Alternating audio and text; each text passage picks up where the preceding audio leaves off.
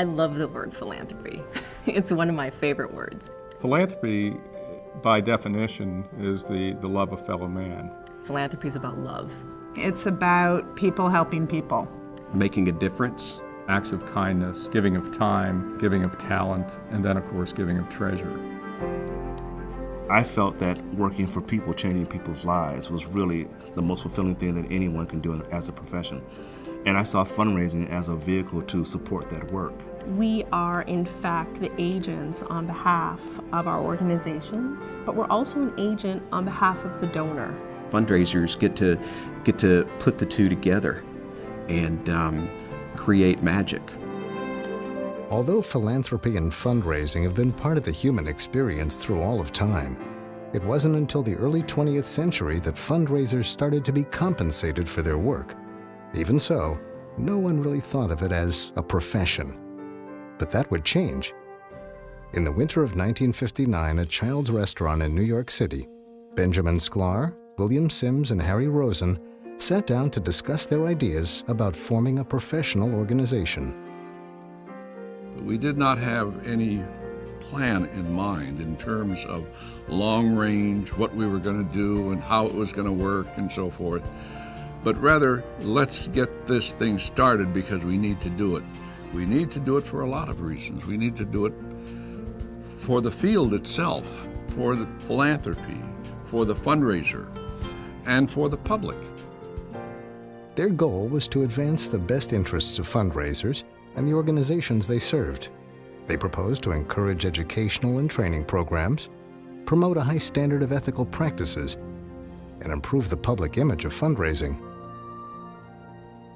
To lead this new organization, the three men approached Dr. Abel Hansen, a respected writer and educator on the topic of fundraising. Dr. Hansen was at Columbia University. He was teaching a course in fundraising. We could not have a better person to be the first president because he really set a great example. On June 21, 1960, the National Society of Fundraisers, or NSFR, was chartered.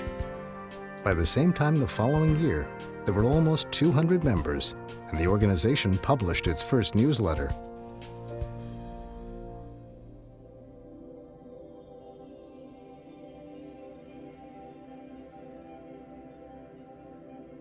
We needed one another.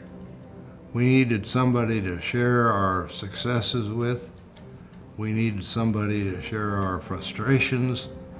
I just wanted to have somebody I could talk fundraising with. Our dues were doable, $10 a year. You couldn't beat that.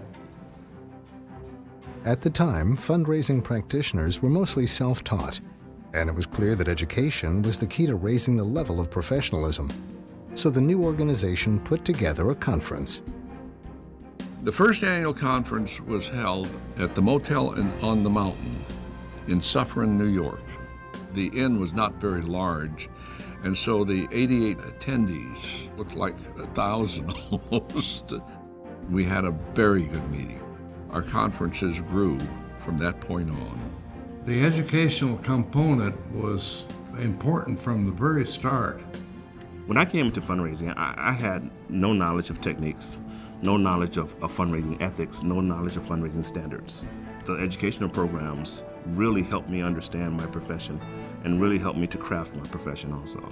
I attended the international conference, found out that they had every conceivable educational program that I needed. Whether it's through publications, webinars, chapter programs, local and regional conferences, the AFP International Conference, it gives each of us the opportunity to know exactly how to implement tactics in an ethical, effective, best practice manner.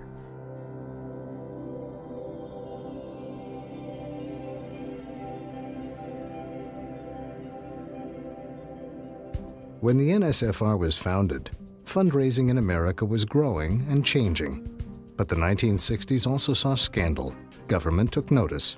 In the beginning, when there were paid professionals, they were like used car salesmen.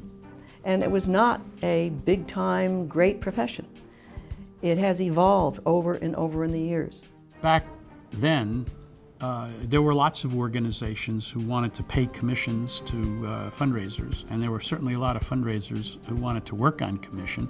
The cornerstone of the ethical code is we don't work on commission, we only work on a fee basis or on a salary basis, and over time the code of ethics, which I helped develop and was chairman of the National Ethics Committee a couple times, struggled with ways to allow people to be rewarded for performance but not be compensated percentage-wise. There are a lot of questionable fundraising operations internationally, and we've been instrumental in working with a number of organizations to develop an expanded code. AFP is the only organization that have people sign an ethical statement on a yearly basis.